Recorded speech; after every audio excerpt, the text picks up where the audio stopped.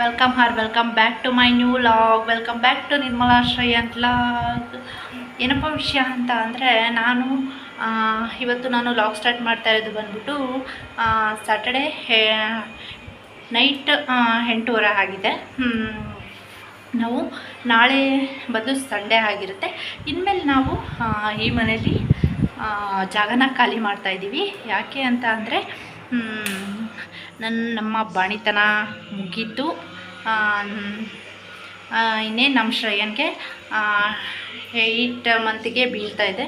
So ಅದಕ್ಕೆ ಊರಿಗೆ ಹೋಗ್ತಾ ಇದ್ದೀವಿ. ಪ್ಯಾಕಿಂಗ್ ಎಲ್ಲ ಜೋರಾಗಿ ನಡೀತಾ ಇದೆ. ಬನ್ನಿ ವಿಡಿಯೋ ಹೇಗಿರುತ್ತೆ ಏನು ಅಂತ ಮುಂದೆ ನೋಡೋಣ.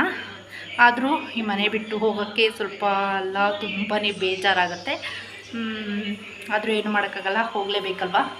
ಸೊ ಬನ್ನಿ ನೋಡೋಣ ಹೇಗಿರುತ್ತೆ ವಿಡಿಯೋ ಅಂತ. ಯಾರು ಮಿಸ್ ಮಾಡ್ಕೋಬೇಡಿ, ವಿಡಿಯೋನ ನೋಡಿ ಬನ್ನಿ. Good morning guys. ಮತ್ತೆ ಮಾರ್ನಿಂಗ್ ಲಾಗ್ನ ಕಂಟಿನ್ಯೂ ಮಾಡ್ತಾ ಇದ್ದೀನಿ. ಏನಪ್ಪ ಅಂದರೆ ಗಂಡನ ಮನೆಯಿಂದ ಅಮ್ಮನ ಮನೆಗೆ ಬರಬೇಕಾದ್ರೆ ಏನಿಲ್ಲ ಅಂದರೂ ಒಂದು 2 ಡೇಸ್ ಮುಂಚೆನೇ ಬಟ್ಟೆ ಎಲ್ಲ ಪ್ಯಾಕ್ ಆಗಿರುತ್ತೆ. ಅದೇ ಅಮ್ಮನ ಮನೆಯಿಂದ ಗಂಡನ ಮನೆಗೆ ಹೋಗಬೇಕಾದ್ರೆ ನೋಡಿ, ಇವತ್ತು ಹೋಗಬೇಕು ಸಂಡೇ, ಬಟ್ ಆದರೂ ಇನ್ನೂ ಪ್ಯಾಕ್ ಆಗಿಲ್ಲ. ಎಲ್ರಿಗೂ ಹೀಗೆ ಅಲ್ವಾ? ಎಲ್ಲರೂ ಹೀಗೆ ಅಮ್ಮನ ಮನೆಯಿಂದ ಗಂಡನ ಮನೆಗೆ ಹೋಗಬೇಕಾದ್ರೆ ಇದೇ ರೀತಿ ನಿಮ್ಮ ಪ್ಯಾಕಿಂಗ್ ಇರುತ್ತಾ ಅಂತ ಹೇಳ್ಬಿಟ್ಟು ಕಮೆಂಟ್ ಮಾಡಿ. ಊರಿಗೆ ಹೋಗ್ತಾ ಇದ್ವಿ ಅಂತ ಹೇಳ್ಬಿಟ್ಟು ಅಮ್ಮ ಪಾಪುಗೆ 1 ಮಂತಿಗೆ ಆಗೋಷ್ಟು ರಾಗಿ ಸರಿನ ಮಾಡಿಕೊಡ್ತಾಯಿದ್ರು. ನೋಡಿ, ಅಮ್ಮ ಇದ್ದರೆ ಎಷ್ಟು ಉಪಯೋಗ ಅಲ್ವಾ. ಊರಿಗೆ ಹೋಗ್ತಾ ಇರೋದೇ ಏನೋ ಒಂಥರ ಫೀಲ್ ಅನಿಸ್ತಾ ಇದೆ. ಇಷ್ಟು ದಿನ ಅಲ್ಲಿ ಇದ್ಬಿಟ್ಟು ಊರಿಗೆ ಹೋಗ್ತಾ ಇರ್ಬೇಕಾದ್ರೆ ಒಂಥರ ಮನಸ್ಸಿಗೆ ಸಂಕಟ ಅಂತ ಅನಿಸುತ್ತೆ. ಅದರಲ್ಲೂ ತವ್ರ ಮನೆ ಬಿಟ್ಟು ಬರಬೇಕು ಅಂತ ಅಂದರೆ ಮನಸ್ಸಿಗೆ ತುಂಬ ನೋವಾಗುತ್ತೆ. ಸೊ ನನಗೂ ಹಾಗೆ ಆಗ್ತಾಯಿತ್ತು. ಏನು ಮಾಡೋಕ್ಕಾಗಲ್ಲ, ಬಟ್ ಹೋಗಲೇಬೇಕಲ್ವಾ. ಈಗ ಹೊರಟ್ವಿ. ಇನ್ನೇನು ನಿಯರ್ ಊರ ಹತ್ರ ಬಂದ್ವಿ. ನೋಡಿ, ಇದೇ ನಮ್ಮ ಮನೆ. ಊರಲ್ಲಿ ಇದೇ ನಮ್ಮ ಮನೆ ಆಗಿರುತ್ತೆ. ನಮ್ಮ ಮನೆ ಹತ್ರ ಫೈನಲಿ ಬಂದ್ವಿ. ನಮ್ಮ ಮನೆಯಿಂದ ಬರಬೇಕಾದ್ರಂತೂ ತುಂಬ ಅಂದರೆ ತುಂಬ ಬೇಜಾರಾಗ್ತಾಯಿತ್ತು. ಬರೋಕ್ಕೆ ಮನಸ್ಸೇ ಇರಲಿಲ್ಲ. ಇದು ಸಂಜೆ ಈವ್ನಿಂಗ್ ಬಂದ್ಬಿಟ್ಟು ಸ್ವಲ್ಪ ಫ್ಯಾನ್ ಬೇರೆ ಕೆಟ್ಟೋಗ್ಬಿಟ್ಟಿತ್ತು. ಪಾಪುಗೆ ಫ್ಯಾನ್ ಇಲ್ಲ ಅಂದರೆ ಅವ್ನು ಮಲ್ಕೊಳ್ಳಲ್ಲ. ಅದಕ್ಕೆ ಹೊಸದೊಂದು ಫ್ಯಾನ ತೊಗೊಂಬಂದಿದ್ವಿ. ಹಾಗೆ ಎಲ್ಲ ಜೋಡಿಸಿ ರೆಡಿ ಮಾಡ್ತಾಯಿದ್ವಿ. ಹಾಗೆ ಆಂಟಿ ಬಂದಿದ್ದರು ಮತ್ತು ಅಜ್ಜಿ ಬಂದಿದ್ದರು. ಎಲ್ಲರೂ ಪಾಪುನ ಆಟ ಆಡಿಸ್ತಾಯಿದ್ರು. ಇನ್ನು ನೆಕ್ಸ್ಟ್ ಡೇ ಮಾರ್ನಿಂಗ್ ಮನೇಲಿ ನವಗ್ರಹ ಪೂಜೆ ಇಟ್ಕೊಂಡಿದ್ವಿ. ನೋಡಿ, ನಾನು ಈ ಒಂದು ಸ್ಯಾರಿನ ವೇರ್ ಮಾಡಿದ್ದೆ. ನೆಕ್ಸ್ಟ್ ಟೈಮ್ ಬಂದು ಆಲ್ರೆಡಿ 9:30 ಏನೋ ಆಗಿತ್ತು. ಸೊ ಐನರೆಲ್ಲ ಬಂದ್ಬಿಟ್ಟು ಪೂಜೆಗೆ ರೆಡಿ ಮಾಡ್ಕೊತಾ ಇದ್ದರು. ಇವರು ನಮ್ಮೂರಲ್ಲಿರೋ ಅಂಥ ಐನರೇ, ಅವ್ರನ್ನ ಕರೆಸಿದ್ವಿ. ಒಂದು ಮನೆಗೆ ನವಗ್ರಹ ದಾನ ಕೊಡೋಣ ಅಂತ ಹೇಳಿಬಿಟ್ಟು. ಏನಕ್ಕಪ್ಪ ಅಂದರೆ ನಾವು ಫಸ್ಟ್ ಸ್ವಲ್ಪ ಮನೇನ ಆಲ್ಟ್ರೇಷನ್ ಮಾಡಿದ್ವಿ. ಸೊ ಅದಕ್ಕೆ ನವಗ್ರಹ ದಾನ ಕೊಡೋಣ ಅಂತ ಹೇಳಿಬಿಟ್ಟು ಪೂಜೆಗೆಲ್ಲ ರೆಡಿ ಮಾಡಿಕೊಂಡು ನೋಡಿ, ಪೂಜೆಗೆಲ್ಲ ರೆಡಿ ಮಾಡ್ಕೊಂಡಿದ್ವಿ. ಒಂದು ನವಗ್ರಹ ಶಾಂತಿನ ಮಾಡಿಸಿ ಮನೆಗೆ ಹೋಗೋಣ ಅಂತ ಹೇಳಿಬಿಟ್ಟು ಅಮ್ಮ ಎಲ್ಲ ಅಡುಗೆಗೆಲ್ಲ ರೆಡಿ ಮಾಡ್ತಾಯಿದ್ರು.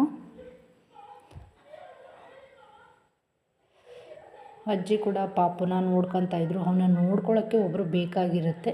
ಹಾಗೆ ಪೂಜೆಗೂ ಕೂಡ ಟೈಮ್ ಒಂದು ಆಲ್ರೆಡಿ ಇಲ್ಲ, ಒಂದು 12 ಆಗಿತ್ತು ಅನಿಸುತ್ತೆ. ಪೂಜೆ ಎಲ್ಲ ಮಾಡಿಸಿ ಹಾಗೆ ಬಾಗಿಲು ಪೂಜೆ ಕೂಡ ಮಾಡಿಸ್ತಾಯಿದ್ರು. ಪೂಜೆ ಎಲ್ಲ ಮುಗಿದ ನಂತರ ಇನ್ನು ನೆಕ್ಸ್ಟ್ ಡೇ ಮಾರ್ನಿಂಗು ನಾವು ಒಂದು ದೇವಸ್ಥಾನಕ್ಕೆ ಹೋಗೋಣ ಅಂತ ಅಂದ್ಕೊಂಡಿದ್ದೀವಿ. ಅದು ಯಾವ ದೇವಸ್ಥಾನ ಏನು ಅಂತ ಮುಂದೆ ವಿಡಿಯೋದಲ್ಲಿ ನಾನು ಹೇಳ್ತಾ ಹೋಗ್ತೀನಿ.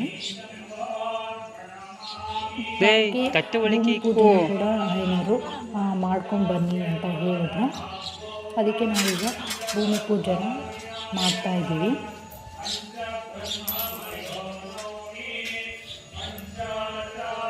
ನೆಕ್ಸ್ಟ್ ನಾವು ಆ ದೇವಸ್ಥಾನಕ್ಕೆ ಏನಕ್ಕೆ ಹೋಗಿದ್ದು ಅಂದರೆ ನಾವು ವರ್ಷ ದೇವಸ್ಥಾನಕ್ಕೆ ಹೋಗ್ತೀವಿ.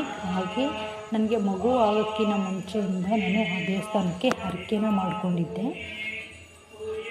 ಏನು ಹರಕೆ ಏನು ಅಂತ ಹೇಳಿಬಿಟ್ಟು ನಾನು ಮುಂದೆ ವಿಡಿಯೋದಲ್ಲಿ ಹೇಳ್ತಾ ಹೋಗ್ತೀನಿ. ಈಗ ಅದೇ ಸೋಮವಾರ ಈವ್ನಿಂಗು ನಾವು ಒಂದು ಜ್ಯುವೆಲರಿ ಶಾಪಿಗೆ ಹೋಗಿದ್ವಿ. ಏನಕ್ಕೆ ಅಂದರೆ ಬೆಳ್ಳಿ ತೊಟ್ಲನ್ನ ತೊಗೊಬರೋಣ ಅಂತ ಹೇಳಿಬಿಟ್ಟು ಹೋಗಿದ್ವಿ. ಏನಕ್ಕೆ ಬೆಳ್ಳಿ ತೊಟ್ಲು ಅಂದರೆ ನಾನು ಆ ದೇವ್ರಿಗೆ ಹರಕೆನ ಮಾಡಿಕೊಂಡಿದ್ದೆ. ನನಗೆ ಪಾಪು ಆದರೆ ಬೆಳ್ಳಿ ತೊಟ್ಲನ್ನ ಕೊಡ್ತೀವಿ ಅಂತ ಹೇಳಿಬಿಟ್ಟು ಹರಕೆನ ಮಾಡಿಕೊಂಡಿದ್ದೆ.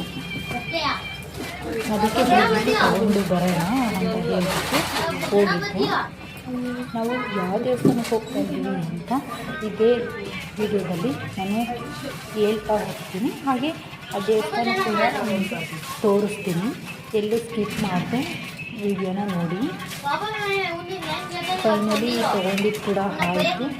ತೊಗೊಂಡಿದ್ದಾದಮೇಲೆ ಒಂದು ಸ್ಯಾರಿನ ಕೂಡ ತೊಗೋಬೇಕಾಗಿತ್ತು ದೇವ್ರಿಗೆ. ಹಾಗೆ ಆ ಸ್ಯಾರಿ ತೊಗೊಂಡಿದ್ದ ಕ್ಲಿಪ್ಪಿಂಗ್ನ ನಾನು ಹ್ಯಾಡ್ ಮಾಡೋಕ್ಕಾಗಲಿಲ್ಲ.